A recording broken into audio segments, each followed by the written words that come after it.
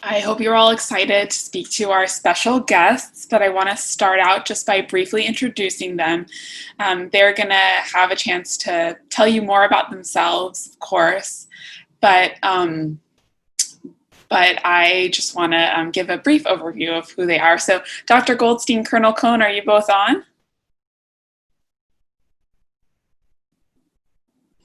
Maybe they're still muted.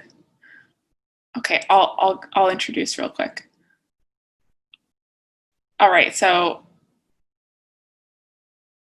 Dr. Goldstein enlisted in the Army in 1942 and soon joined a B-17 crew as a waist gunner. He flew 25 combat missions as a staff sergeant over Germany as part of the 8th Air Force. And then I'll just briefly introduce Colonel Cohn, and then I'll let them both kind of take it away. Colonel Frank Cohn was born in Breslau, Germany in 1925 and escaped to the US with his parents at the age of 13. He was drafted into the US Army in 1943 and served in the European theater operations during the Battle of the Bulge. During the subsequent occupation, he served as Sergeant of the Guard, guarding war criminals tried in the Second Nuremberg trial, and shipping documents back to the States for examination in support of war crime prosecutions. Dr. Goldstein, if you're on and ready, do you want to start off by kind of telling us a little bit about yourself? Yes, my name is Jack Goldstein. I live in Annapolis, Maryland. I flew 25 combat missions over Europe during World War II on a B-17. I don't know whether the people nowadays know what a B-17 looks like, but I have a model here that'll show you what it looks like. This was one of the biggest airplanes during that the United States had during World War II. I flew in this position where this black thing is. That's the waist gunner's position. That's where I flew. The B-17 along with the B-24 were the largest bombers that the Americans had during World War II. In the latter part of World War II, there was the B-29, which was called this was the Flying Fortress that I flew in, and the other one was, I forgot already. But anyway, the bigger one flew over in the Pacific during World War II over Japan, and that was the one that dropped the atomic bomb. This airplane here when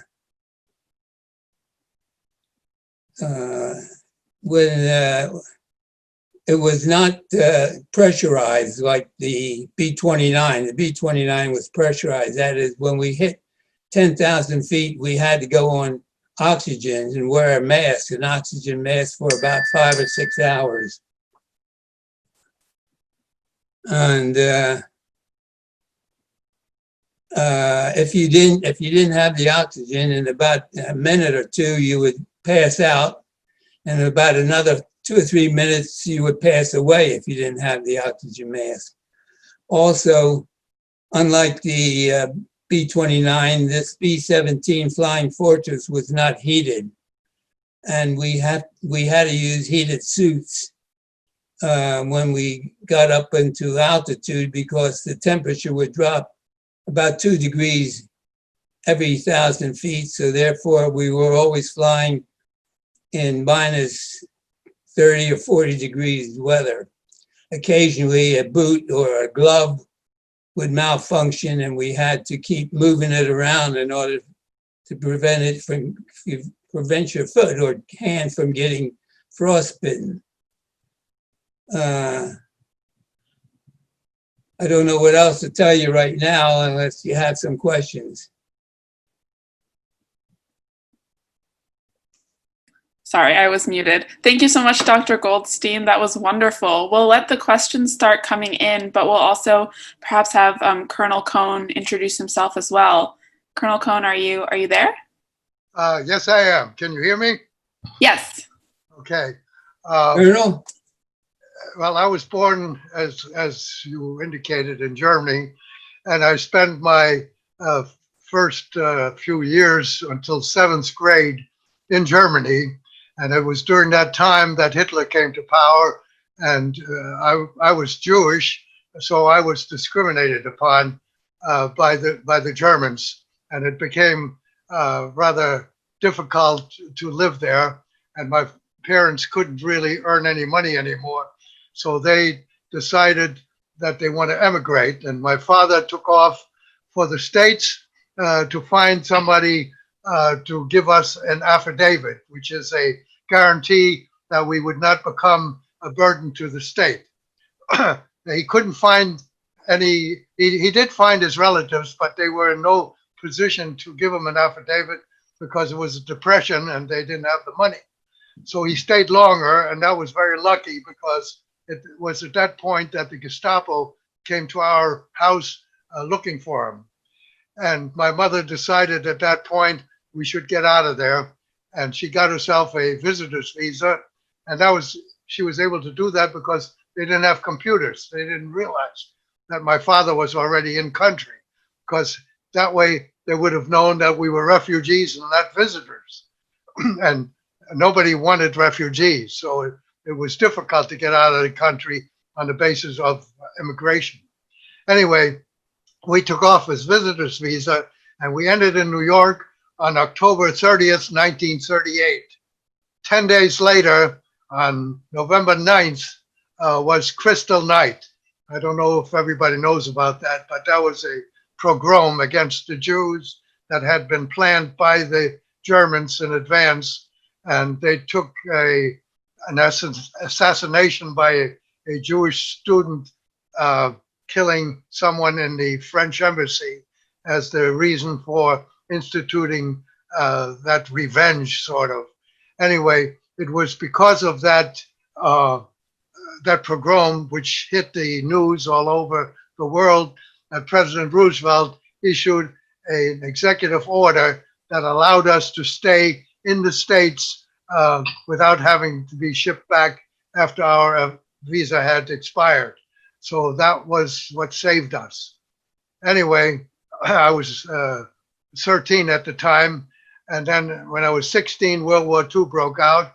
And I thought, well, now Germany is going to get beaten very nicely because the United States got into the war.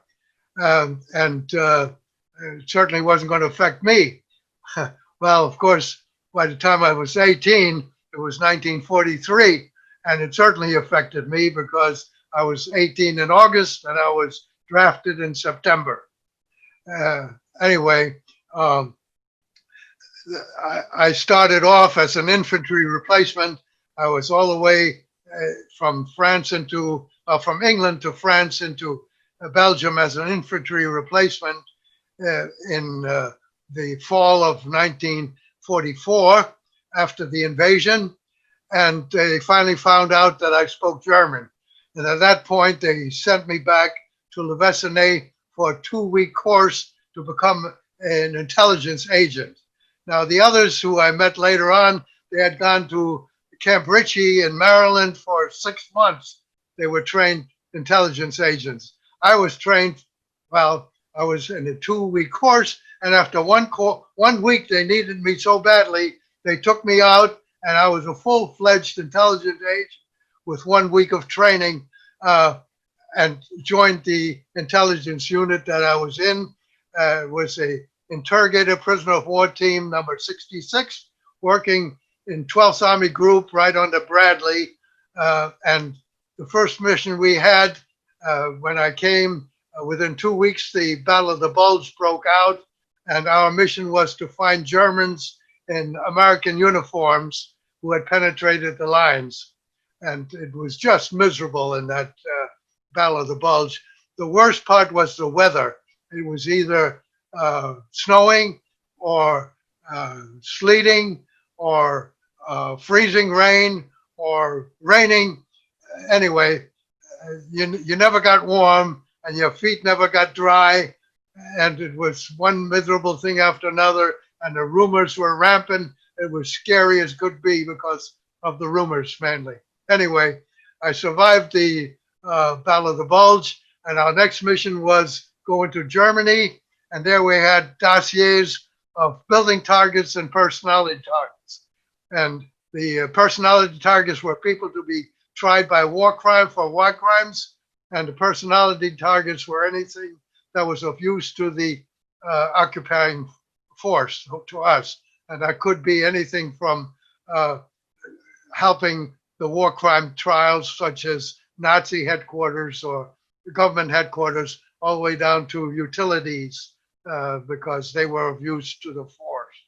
Anyway, I went from one city to the next right after the infantry with these dossiers. So we were in Cologne and Dusseldorf and Frankfurt and Wiesbaden, Kassel, and then finally in Magdeburg, where we met the Russians. And right after meeting the Russians, the war ended. And then I was in the occupation.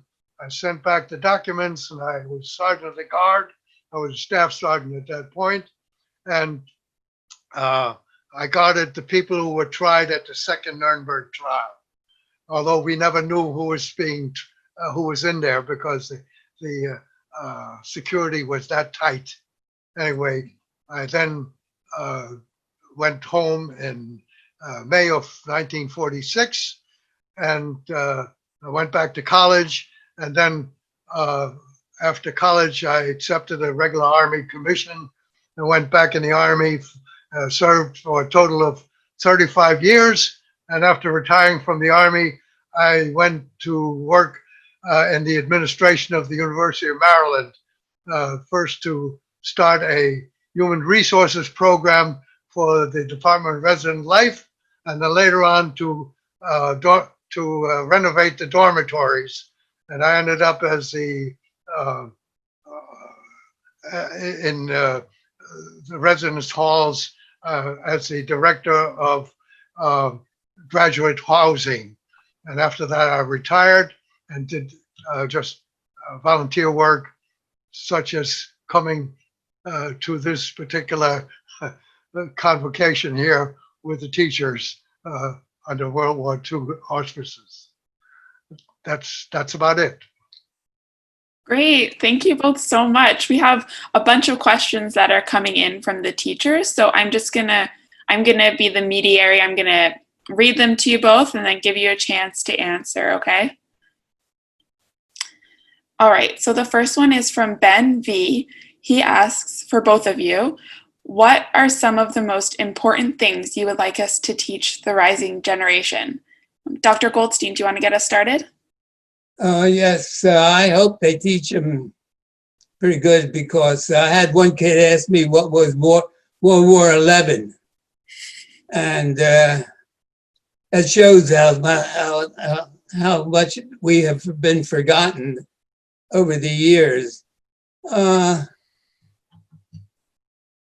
What else do you want me to tell you about that? I mean, I can tell you about the missions that I flew and things like that. Yeah, definitely. The question below that is actually, missions were long and started early in the morning. Yes. What did you do for food and bathroom, given that the plane was below freezing when at altitude?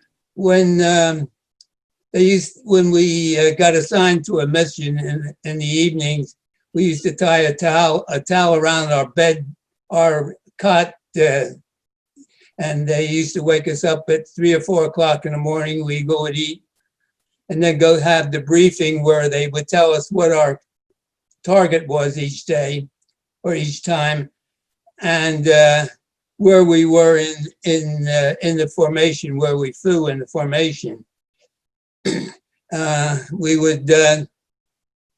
We'd take off about 8 o'clock. About 6 to 7 o'clock in the morning. Our missions were usually between 8.5 and 9.5 hours. A mission to Berlin, I think, was about 8.5 hours. And a mission to Munich was about 9.5 hours. We flew one time to Czechoslovakia on one mission, and that was about 10 hours. But I think that was the longest time we've ever flown. We used to take off in the morning and circle the field, just right over the field until we come out into the clear skies, clear, sunny skies. And we would used to be around 10,000 feet when we come out, well, maybe less, maybe 7,000 feet. And we climb up over to 10,000 feet where we had to put on our oxygen mask. It was sunny, and the lead airplane used to shoot up different color flares, like red and red or red and blue or something like that. On all the airplanes, there were hundreds of B-17s flying around. We normally had to fly just around a circle around our airport until we come up into the clear skies, because there were so many airports around there. They didn't want us flying into one another. And we used to form the formation to go over to the continent. We flew over we were flying over the Channel or the North Sea. We gained altitude until we got up until 28 to 33,000 feet, where it was really cold. And as soon as we hit the continent, Germany, we ran into Flak. I don't know what you know what Flak looks like. I have a picture of it here.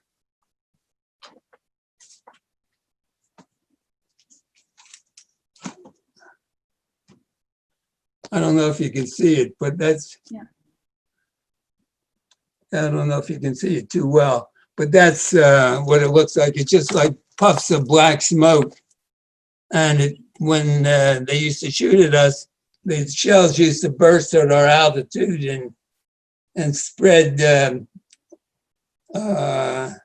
metal, little pieces of metal around, hoping that would hit an engine or something and shoot us down.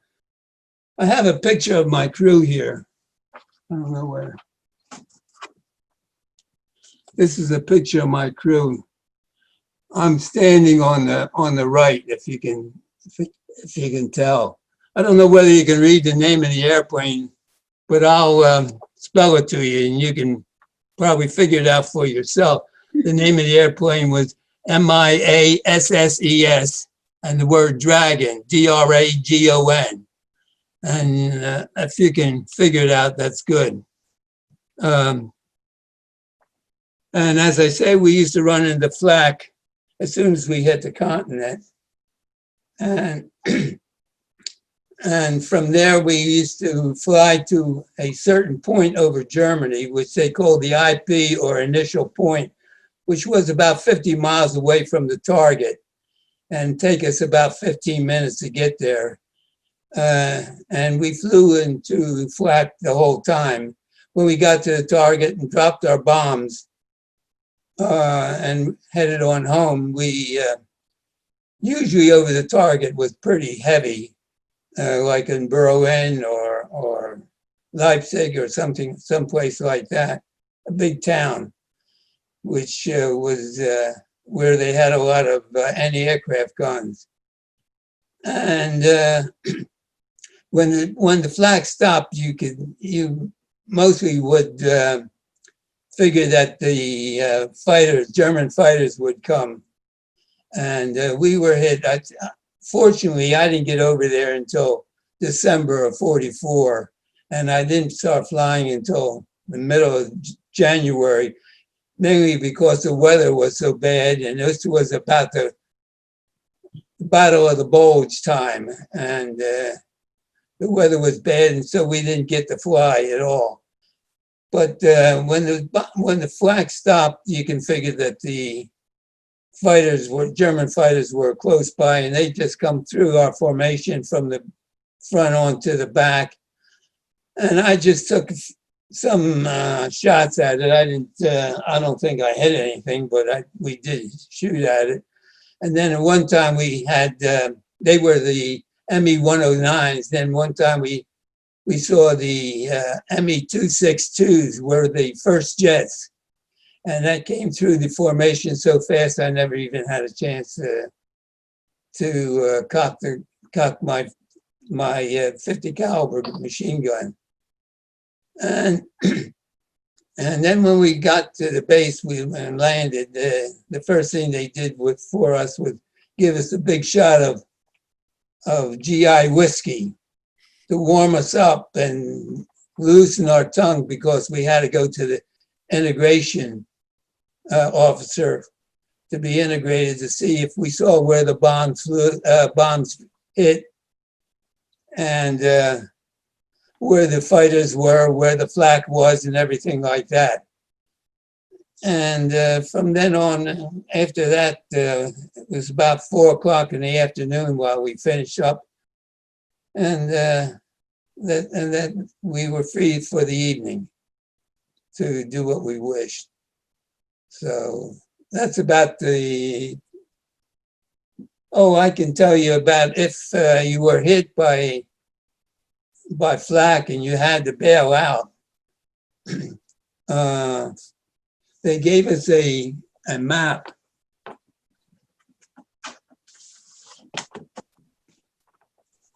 This is the map that they gave us.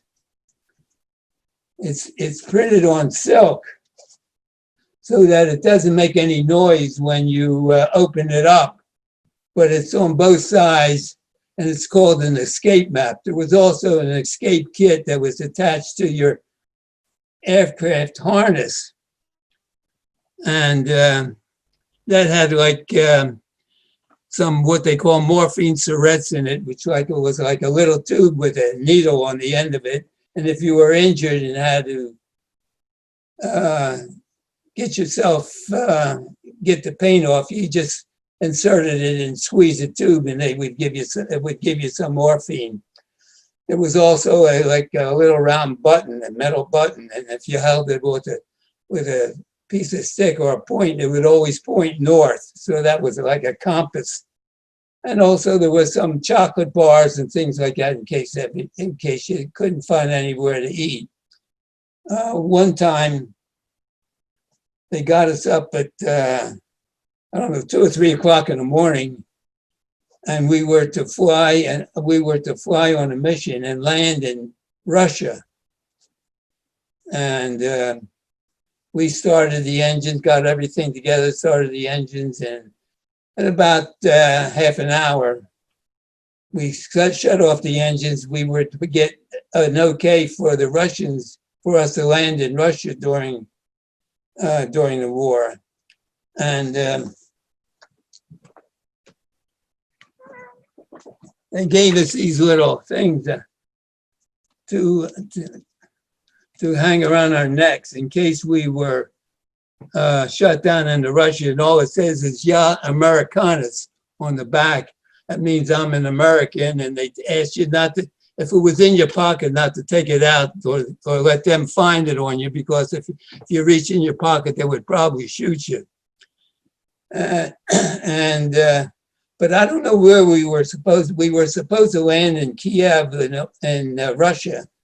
At that time it was part of Russia. Now I think it's part of the Ukraine. And from there we were supposed to go down to Africa and come back up into our field.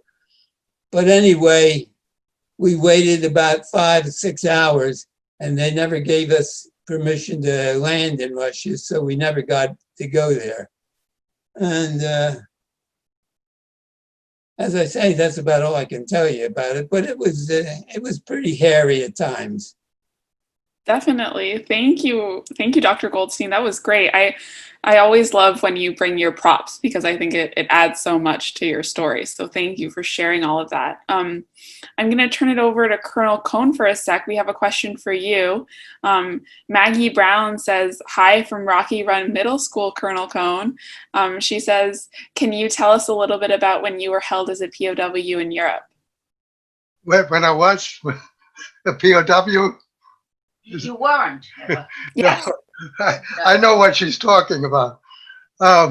What happened was during the Battle of the Bulge, as I indicated, we had to look for Germans, 4 in a Jeep in American uniforms. And we were a team of captain, 2 interpreters, one by the name of Flo, who was a little bit older than me. he was a staff sergeant, and I was a PFC at the time, and then we had a driver. So the four of us were cruising along with the windshield down, and it was cold with that wind coming in at 25 miles per hour. It was just miserable. Anyway, we're driving along. We could tell the captain didn't know where we were because he's looking around, he's looking at the map, and luckily we see a unit that was deployed on a little hillside there, and we said, Captain, let's stop and find out where we are. Well, he demurred a bit, but finally he agreed, let's go stop. And he said, Cohn, come with me. And we trudge up the little hillside there. A lieutenant had drug a table out of a nearby farmhouse and had a map right there. All the captain had to do was ask, where are we, Lieutenant? But no, he didn't want to seem like he was lost. So he comes up and he says, Lieutenant, I'm Captain Rumpelmüller, intelligence. Would you give us a briefing of the situation? And the lieutenant looks him up and down, and he looks at me, and he looks at the other two down there and says, you know, we just got a report about these Krauts, called the Germans Krauts, about these Krauts, four in a Jeep in American uniform, and you guys look just like it. Of course, we're not. We're military intelligence. He said, okay, show us your intelligence identification. So, well, we don't take those with us because if we get captured, we don't want to be known as intelligence agents.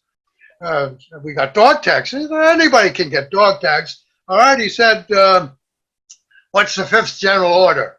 Well, all soldiers knew their general orders. There were 12 of them. But he didn't ask me. He asked the captain. The captain had no idea. Said, all right, he said, who won the World Series? The captain looks at me. I look at him. I didn't know. He didn't know. He said, all right, recite the Star-Spangled Banner. The captain starts, well, say, can you see by the dawn's early light? Then he gets stuck. He's not singing it. Well, in the meantime, more and more people had gathered around us, and the other interpreter down there sees something is wrong. So he comes running up and he said, what goes on here? He had this terrible German accent. Well, that's all that was needed. The guns went into my stomach, into the captain's stomach, into Flo's stomach, and they got the driver. We're now prisoners of the Americans. Took them 7 hours to figure out that we were legitimate. And the lieutenant says to us, get the hell out of here. Captain gets us and said, I don't want anyone to say one word about this to anyone. Well, by the time we got back to our headquarters, they came running out and said, hey, what goes on here? They had heard the whole story when they were trying to find out that we were legitimate. We never lived that one down, believe me. And by the way, it's funny now, but it was not funny then because those men once in your belly and you don't know what they're going to do to you. And standing out there in the cold for 7 hours in that miserable rain, well, it was sleeting at the time. It was miserable, but we deserved that one, I guess. Oh, by the way, we never did find a four in a Jeep, but we did come upon a outpost that had put a bazooka into a Jeep with the 4 of them in there, and we searched them, and all we found was dog tags, which we turned in because these were either prisoners or people who were deceased. But we never did find any Germans, but we knew it was a legitimate mission. That's it. Thanks, Colonel Cohn. I saw where someone read the name of the airplane. Could you get it? Could you get the name? No, didn't. It was called My Ass is Dragon. Ah, I see. But Yeah. it wasn't spelt like that. So if you read it, that's what it said. That's it. So I saw somebody on that little thing on the bottom. Yeah, little thing that he read it okay. Okay. That's fine. Good. That's fine. That's so funny. Here's another question for Dr. Goldstein from Ray Sun.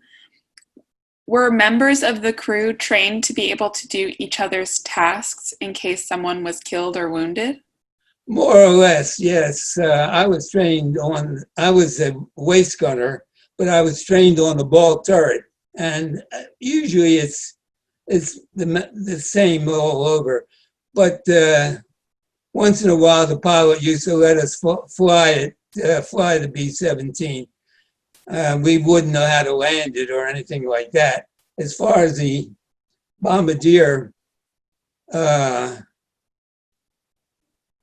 I flew once in the bombardier's, or twice in the bombardier's position, and we were called, at that time, we were called toggleiers.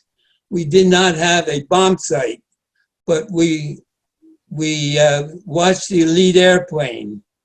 And when his bomb bay doors opened up, we just opened up our bomb bay doors. And when we saw his bombs drop, we just hit a toggle switch and our bombs dropped. That's why they called us toggleiers. But other than that, there wasn't much we couldn't do in the airplane. The ball turret, I was trained on the ball turret. That's that little thing on the bottom that went around. This little thing here on the bottom here. It went around all the way around, and I was trained on that. And that had a Sperry gun sight on it, and you used to open it up and close it. Well, I can't explain it to you too much, but it had a Sperry gun sight on it that if you framed the airplane, the fighter coming in, it would give you the where you were supposed to shoot. The same way with the upper turret, the one on top, it had a Sperry gun sight, but the waist did not, and the guns on the chin turret did not. That's where the bombardiers were, and the ones in the tail did not have anything like that. So, thank you, Dr. Goldstein. Colonel Cohn, here's a question from Lauren Timms. She asks, faced discrimination as a young Jewish man in the US, as there was an ample supply of anti-Semitism in the States.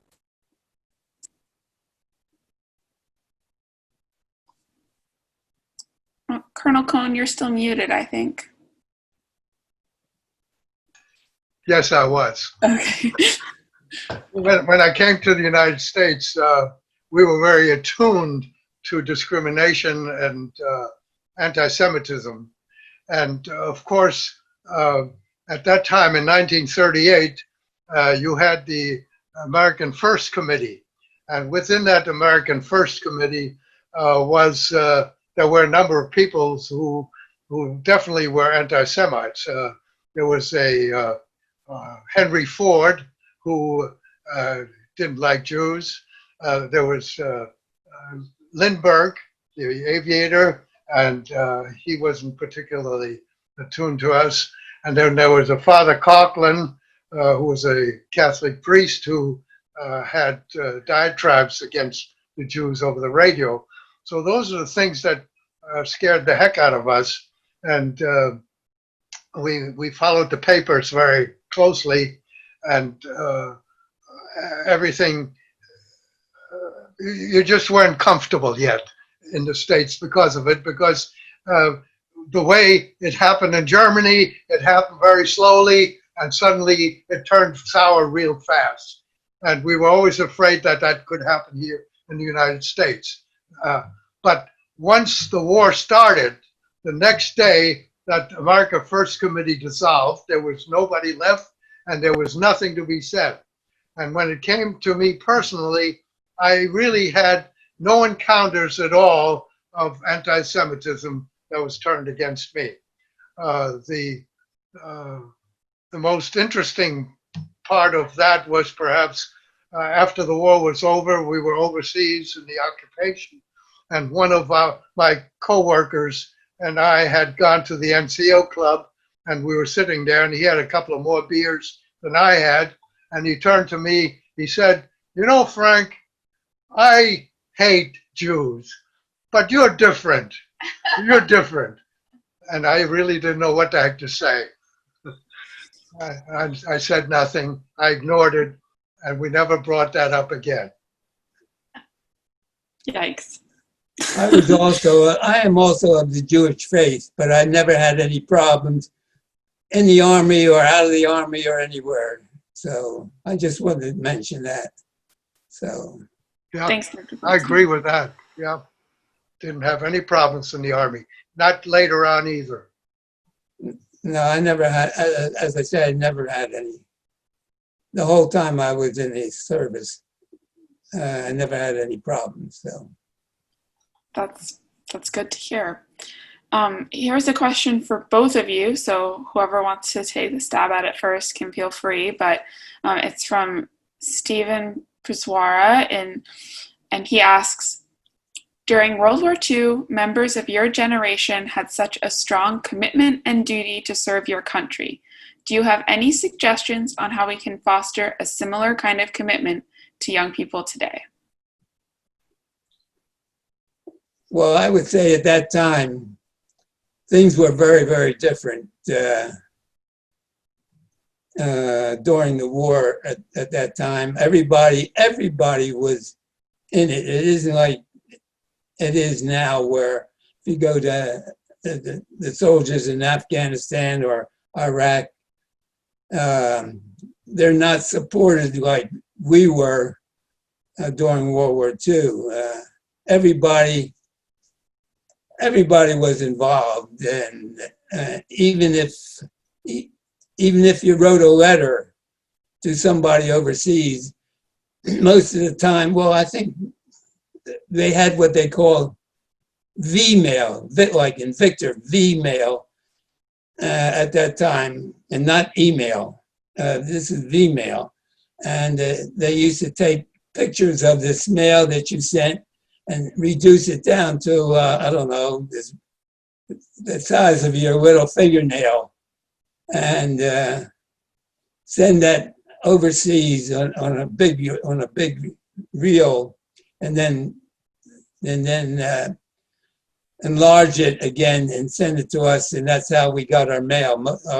That's the way I used to get most of my mail, which was on V-mail. And as I say, I don't know what to tell you to make things different today, but it was, to me, it was altogether different during the war, World War II. I don't know about you, Colonel, so did you have, Oh, go ahead. okay. You know, we all are a product of our background, and having come from a dictatorship into the United States, I certainly appreciated the democracy, the difference of what this country made, and there's no other country like this one. But the problem today is, I think they forgot to teach what they used to have as civics. They have a class of civics which taught the government as to how the government is structured and what's good about the government and how the government is supposed to work, and and the people right now, they're so busy about complaining about what's wrong, they forget what's good about the United States. And I think that the school system, and you're all in the school system, and you ought to urge this, they really need to teach more of what is good about this country, so that everybody has in the background, yeah, sure, we got things that are wrong and we got to straighten it out, but overall, this is still the best country that you could ever live in, and you're lucky that you're living in it. And if you really don't like it, you ought to go to some other country, live there for a little bit, and come back and see how you're going to appreciate how the United States is. That's the way I look at this thing. Thanks. I think, so we have somebody who's raising a hand. Michael Gormley, do you want to turn your mute off and ask a question? Hello? Can you hear me? Yeah. Okay. To Staff Sergeant Dr. Jack, and to Colonel Frank. I'm a Vietnam veteran, and I came back from Vietnam and became a teacher and school principal. I want to thank you for sharing your stories today, because it's relevant for everyone to understand what you went through. Staff Sergeant Jack, I'll have to tell you, I had the experience of going up in a World War II B-17 several years ago in Kansas City. And I've flown in helicopters, and I tell you, your story today doesn't even describe what you went through. That plane was so tight and thin. I don't know how you experienced it, and I appreciate it. And Colonel, I know that you were in Vietnam as well and everything. But my question to both of you, have you been interviewed, and are you part of the Library of Congress Veterans History Project? That's my question. No, I'm not. I go to the World War II Memorial when they have a program there to lay some wreaths with other soldiers, but I'm not with the Did you say the Smithsonian or? No, the Library of Congress Veterans Oh, History. Library of Congress, no. What do they have? I don't even know. It's a formal interview that they videotape you, and they actually store it at the Library of Congress, but educators can gain access to it. And that's why I'm saying is that your stories would be so useful in the classrooms that many classroom teachers would love to have access. And maybe the World War II Memorial can provide something like that. I know they're recording this today, but you have such an incredible story, and so does the Colonel. And I just want to thank you for your service. Oh, thank you for yours. I don't know what else I can tell you, but the Vietnam War, it was a bad war, to tell what I thought. And thank you, Staff Sergeant, but I tell you, I sat in the turret before I flew in that B-17, and I don't know, I would never do that. You have courage. I did fly in a B-17. I took a ride in a B-17 a couple of years ago, and I tell you, I couldn't get through it anymore. I kept hitting my head and everything else when I went from the front of the airplane to the back. It was some ride. I sat in the radio room the whole time, I think, after that, and didn't try and get around it. But it was just a ride for about a half an hour. In fact, it was that bomber that killed a few people a few months ago who was trying to land or do something. It was that same bomber that I was in. They killed, they smashed it up. I don't remember where, maybe in Connecticut somewhere. I think it was called the, I don't remember now, Cat of Nine Tails or something like that. I don't remember. Yeah, it was in Connecticut, but thank you for your service. And Michael, Colonel, were you ever? Yeah, Yes. Michael, well, first of all, thank you for your service, because I know Vietnam, I know how miserable it could have been there. And it was so unappreciated. That was service that has to be recognized later on, because at the time Vietnam was going on, everybody was throwing eggs at you. Anyway, I was interviewed by Spielberg, and that went into the Library of Congress. And I was recently interviewed by the Holocaust Museum, and I'm not sure whether that's going to the Library of Congress or not. Okay. Thank you, Colonel. Thank you, Michael, for asking that question. And just to reiterate, if anybody else wants to ask their question in person on video, you're more than welcome to. But as we go through the chat, this is a question from a different Michael Barna. For Dr. Goldstein, he's asking, can you describe your thoughts on facing German anti-aircraft flak during your bombing raids? We couldn't do too much about it. We used to just have to fly through it and get over it. And we used to have wear a flak suit. It just covered your front and your back. It was over top of the parachute harness, and we used to have a flak helmet on, and flak used to come through the airplane. You used to hear bang, bang, and a piece of metal go right through the skin of the airplane, come in one side and go out the other side. And in my particular position, they used to have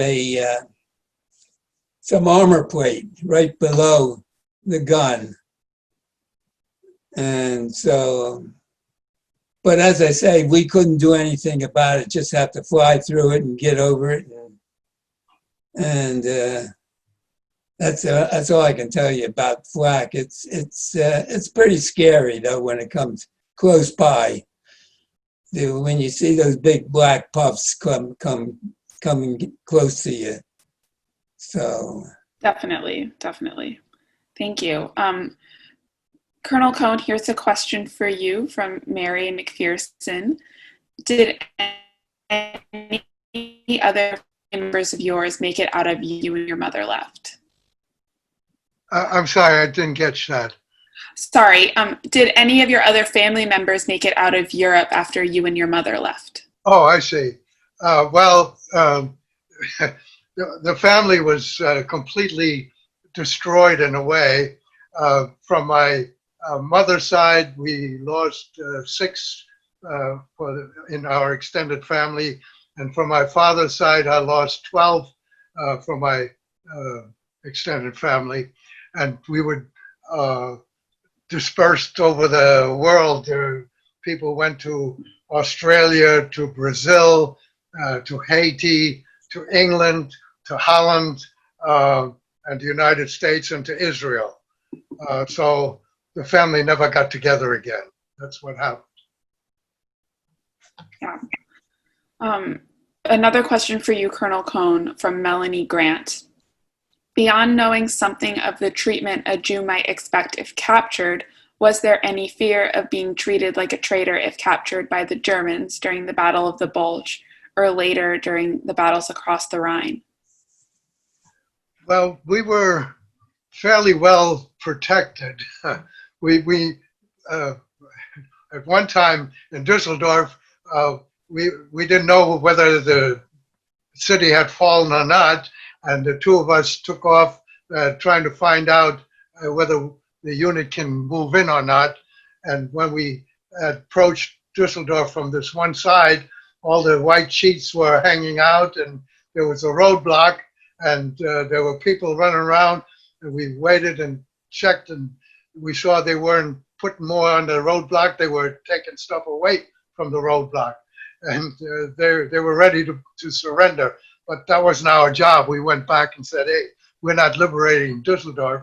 We'll let the infantry do that. So we were pretty well protected, and we never thought that we were going to get caught, but we did take precautions.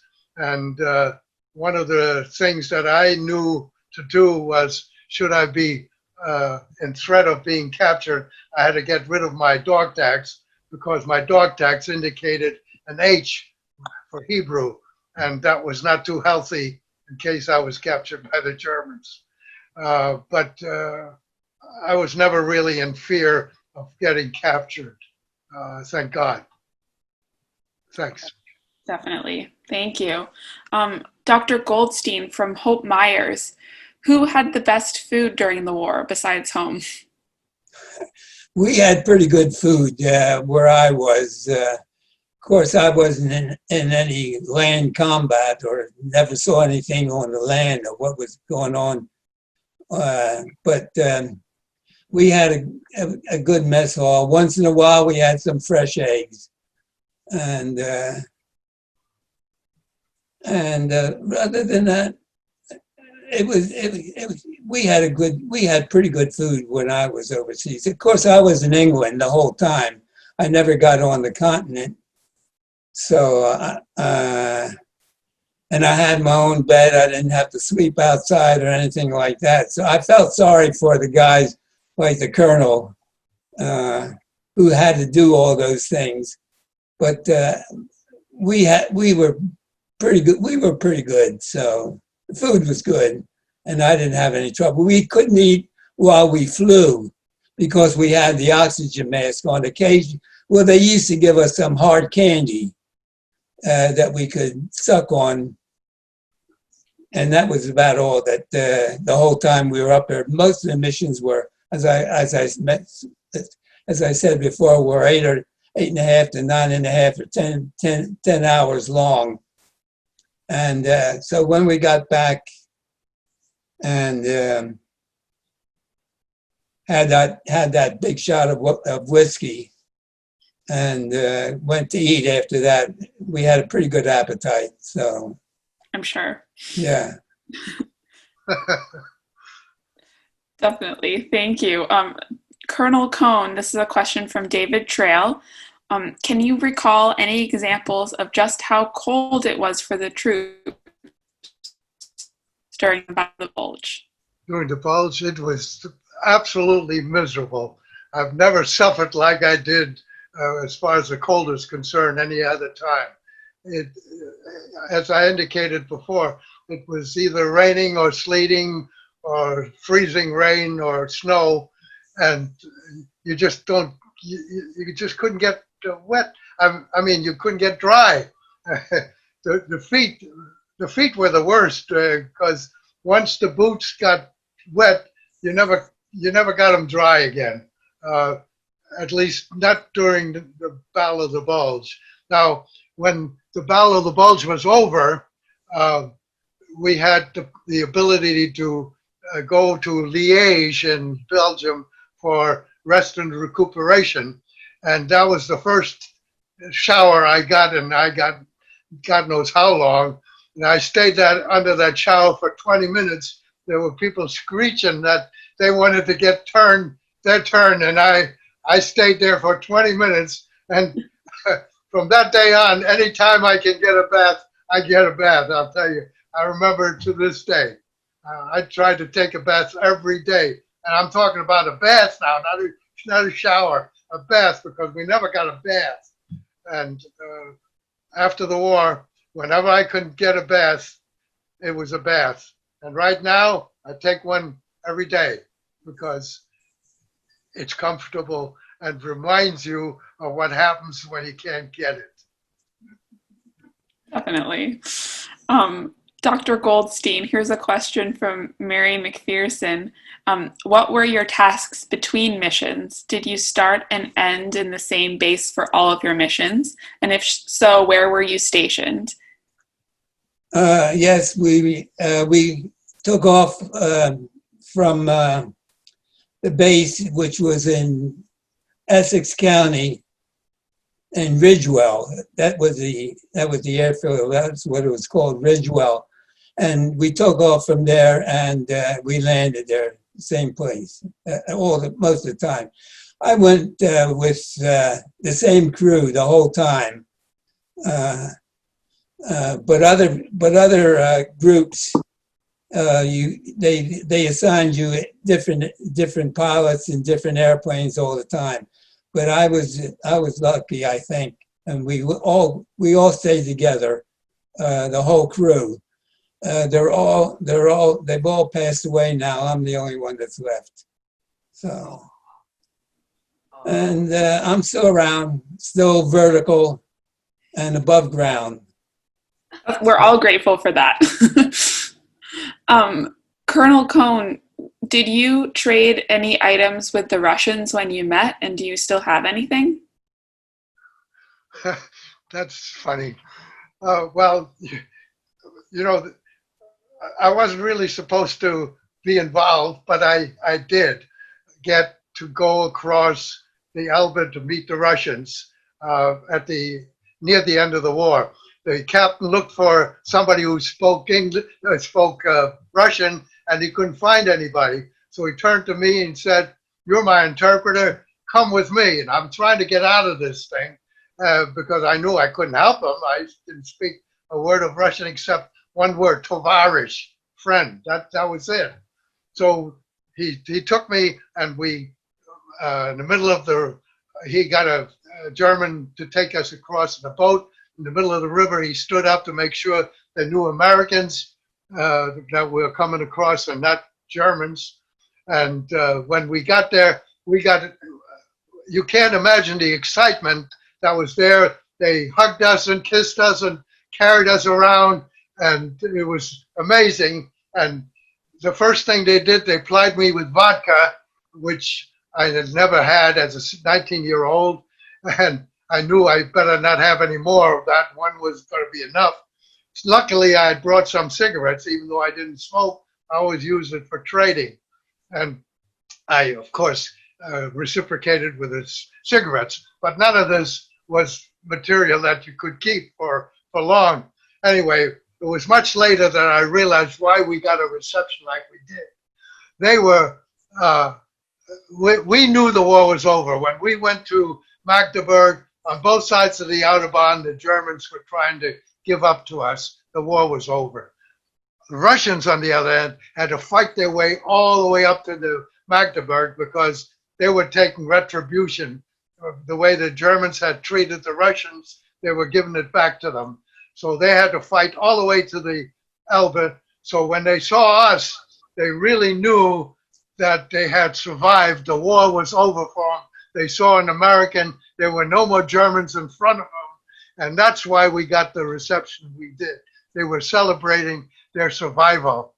Now, many years later, I was in charge of a unit that also had Helmstedt, which was the crossing point from the Autobahn from the American sector to the Russian sector. And they gave me a hat when I left, a Russian hat. I still have that. And in the winter, I wear that hat because it's got flaps that go over my ears, and it's very nice and warm. The only thing I did was I took the Russian sickle off the front of the hat. I don't wear that. Probably a good call. When I was there, I was there at the end of the war, and we went over to France to pick up some prisoners, American prisoners of war, to bring them to a base. I think it was called Lucky Strike, where they would get on a boat to go back home. But anyway, I traded my boots for a Luger, a German Luger gun, but I don't know whatever happened to it. Somebody got it from me, and I don't know where it ended up at. But I did trade my boots for that gun, and as I say, I don't know what happened to it. So when it comes to a gun, a Luger, I liberated a Luger. I found it in one of the houses of one of the Gestapo guys, and I took that and I kept it. Well, I don't know what happened to mine. So not a trade. No. Here's a question for both of you from Patricia Hay, Patty. Our country would benefit from some sort of mandatory public service program, not necessarily military, but some sort of service. Well, as far as I was concerned, right, I think something like what they used to call the CCC was a conservation corps for young kids that would go into the different places like the forest and do things like that.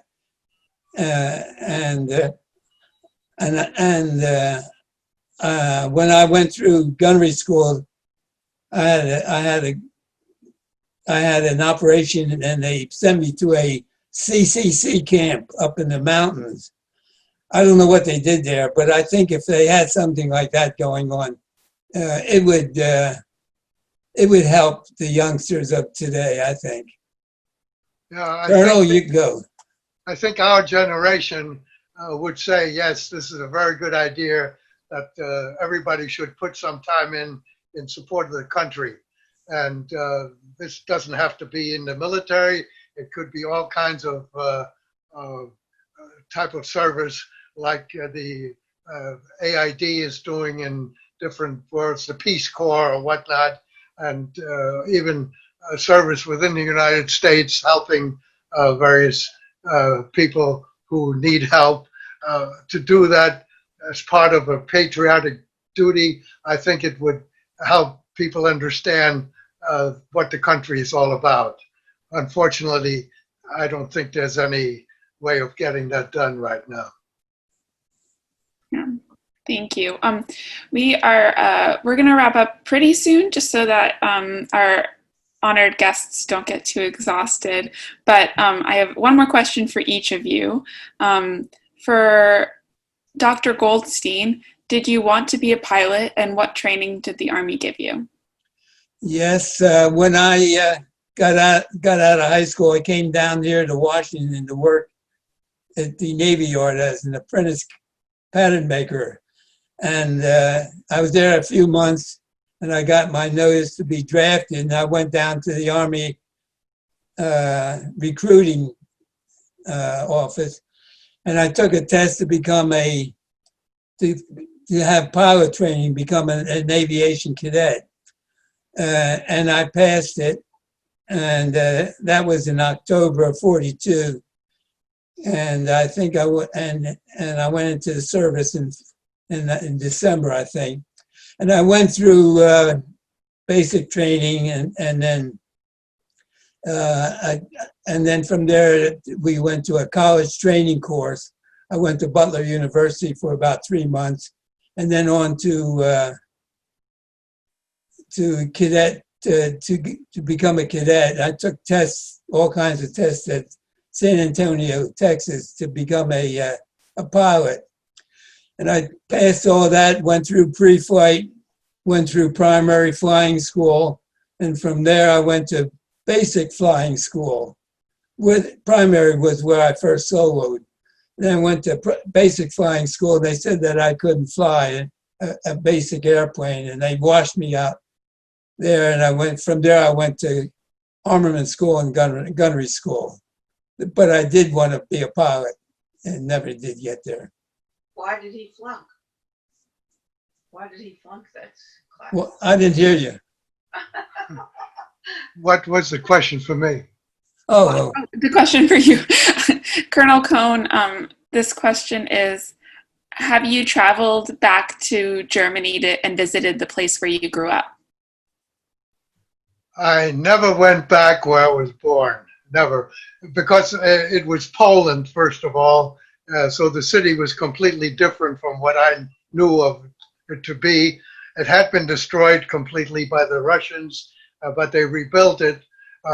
Yet I wouldn't be able to recognize even one street's name because it was Poland. And I had no urge to go back to it. That was a part of my life that I just drew a line through. No more. The less I know about it, the better. Besides, the name is gone. It's a Polish name, Wrocław, instead of Breslau. So there's just no correlation, and I never had any desire to go back.